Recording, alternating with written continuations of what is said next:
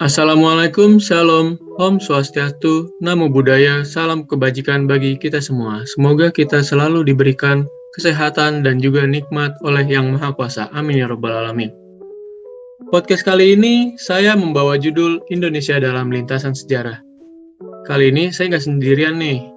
Saya selaku moderator dibantu oleh 4 orang teman saya. Perkenalkan, saya Muhammad Rafli Alfiardi dengan NIM 21105120014 dan juga teman saya Dwi Krisdianto. Halo semua, salam kenal. Perkenalkan nama saya Dwi Krisdianto dengan NIM 21105120018. Selanjutnya ada Trisna Wahyu Mukti. Halo semuanya, perkenalkan nama saya Trisna Wahyu Mukti dengan NIM 21105120029.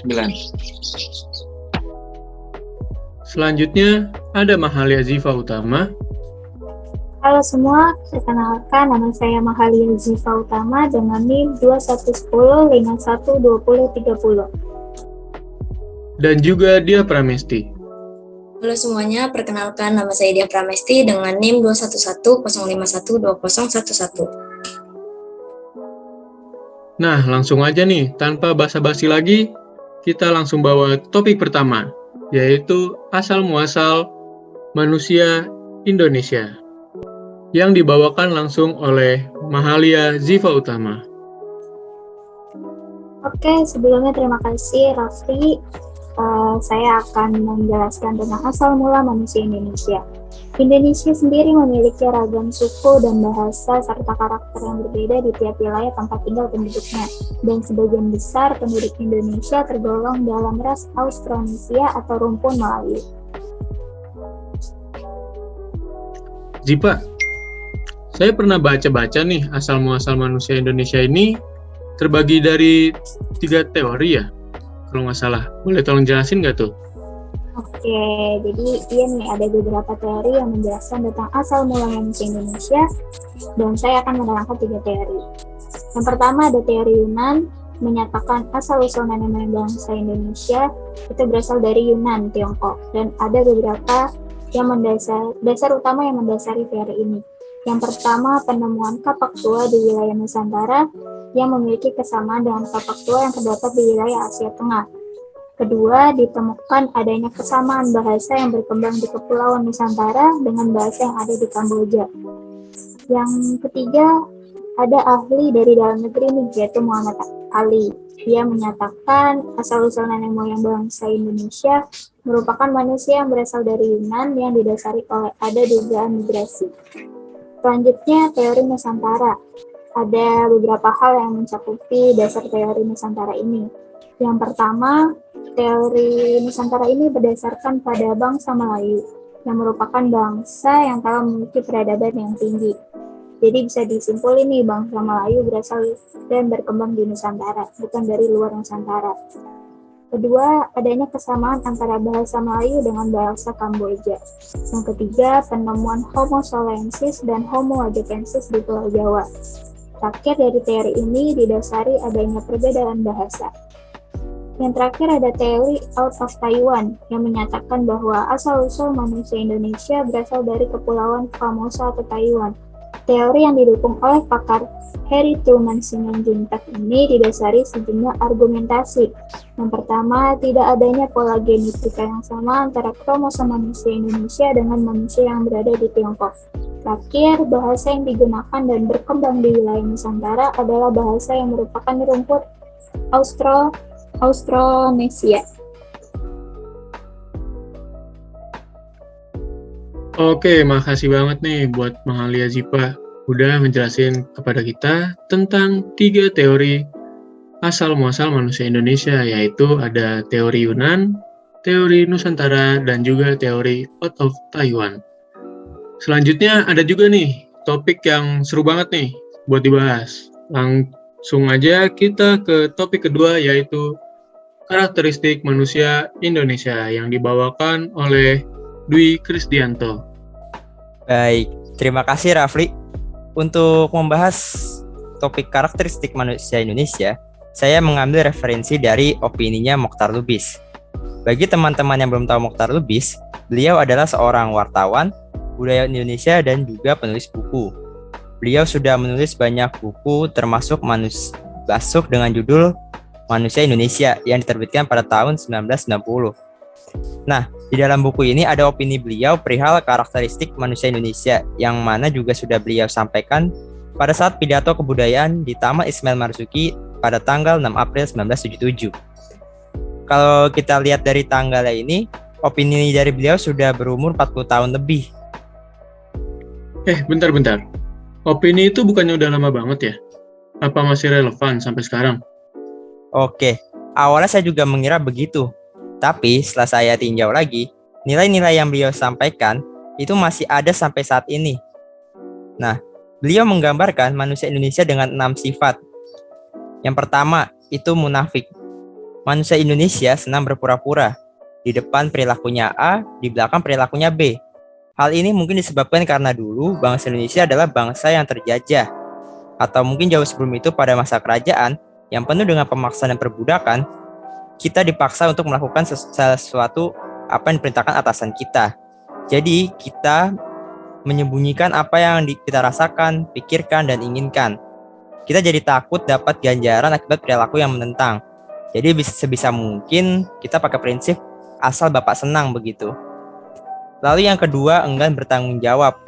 Sama halnya dengan tadi munafik, manusia Indonesia itu kalau ada berbuat salah yang berakibat fatal atau karena takut, pasti nggak mau ngaku atas kesalahannya. Terus dia lemparkanlah masalah itu ke orang lain biar citranya tetap bagus dan membuat orang lain bertanggung jawab atas kesalahan yang dia perbuat. Kebalikannya, kalau tentang keberhasilan, semua orang Indonesia pasti berlomba-lomba untuk mengakui bahwa keberhasilan itu adalah berkat dirinya. Yang ketiga, sikap feodal. Yang dimaksud sikap feodal ini adalah orang dalam, atau yang paling penting ada koneksi. Kalau ada koneksi, kita bisa jadi apa aja di perusahaan atau negara. Sudah biasa terjadi kasus-kasus seperti penyogokan dan ya memang koneksi orang dalam ya. Kadang untuk menyaring pekerja atau pejabat itu yang paling penting soal koneksi dan kadang tanpa melihat kecakapan, pengetahuan, dan pengalaman dari orang tersebut. Yang keempat, percaya tahayul. Masyarakat Indonesia itu semua mengikuti tradisi. Itu merupakan hal yang baik kalau menurut saya ya, karena melestarikan budaya. Tapi ada tradisi yang bisa dibilang negatif, yaitu percaya tahayul. Kita itu negara beragama, tapi masih ada masyarakat yang menyembah benda-benda untuk memperoleh berkah. Kadang juga ada orang yang juga percaya pergi ke dukun untuk mendapatkan kekayaan, pangkat, jodoh, dan juga kesehatan. Masyarakat itu harus diberi pendidikan yang baik untuk menghalau pemikiran-pemikiran seperti ini yang menyesatkan ke depannya. Lalu yang kelima ada artistik. Nah ini mungkin yang paling menarik dan bersangkutan juga dengan tradisi dan kebudayaan tadi. Dengan beragam kesenian yang menjadi kebudayaan turun-temurun Indonesia, hasilnya adalah manusia Indonesia memiliki daya seni yang tinggi. Hal ini bila didukung oleh pemerintah bisa menjadi tumpuan hari depan manusia Indonesia.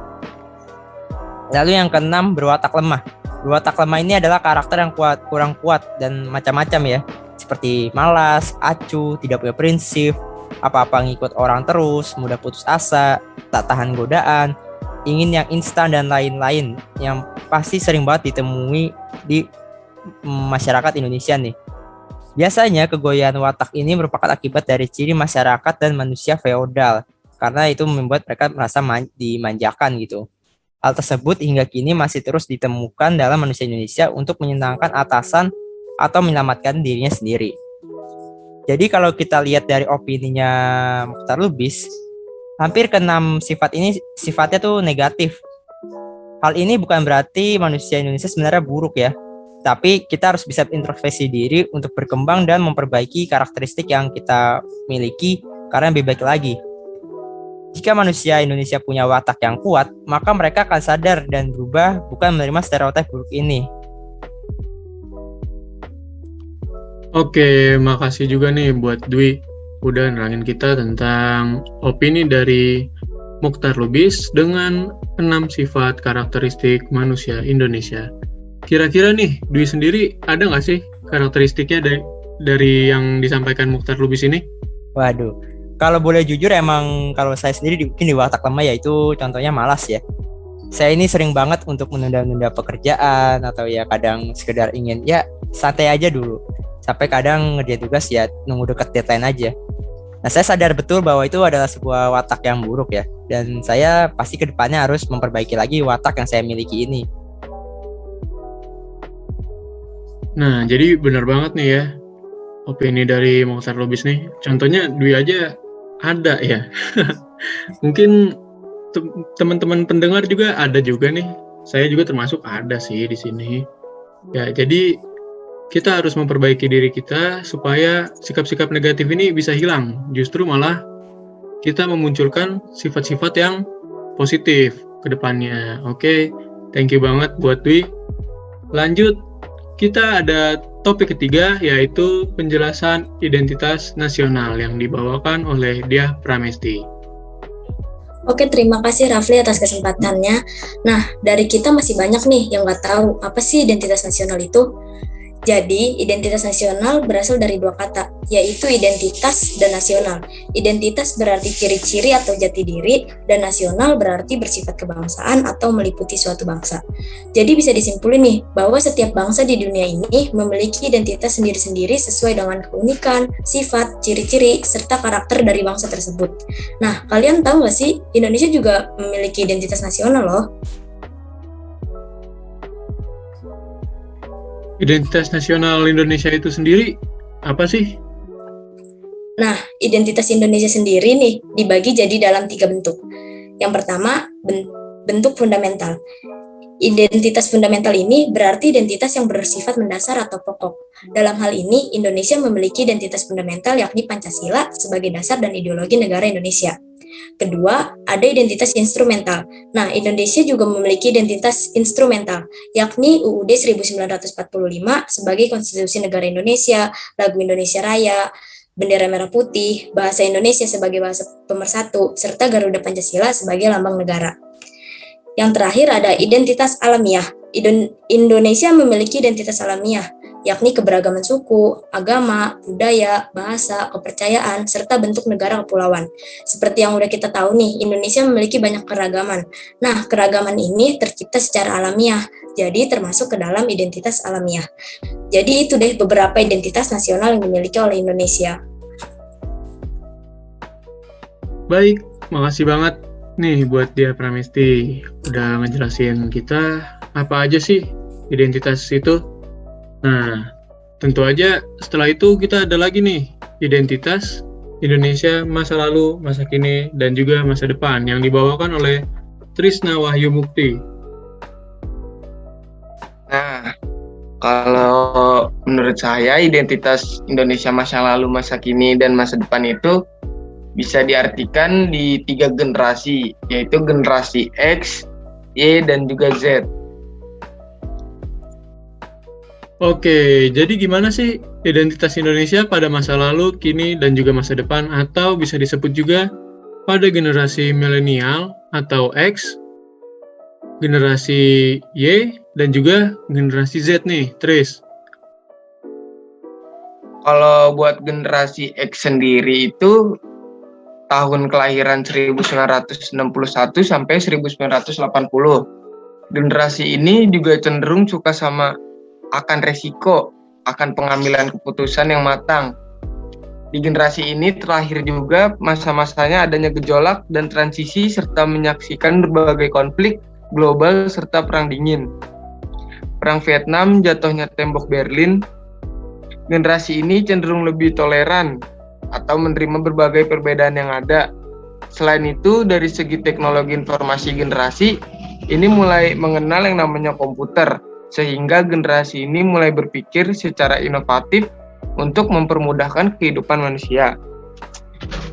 Kalau di generasi Y itu pada tahun kelahiran 1980 sampai 1990-an lah. Di era ini selain komputer sudah menjamur, generasi Y atau milenial diberikan kemudahan serba digital. Hal ini membuat generasi Y cenderung menjadi suatu generasi yang mudah mendapatkan informasi secara cepat.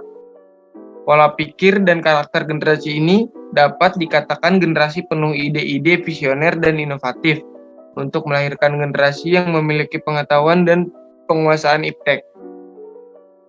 Yaitu abis Y ada generasi Z. Yaitu generasi Z itu kelahiran 1995 sampai 2010.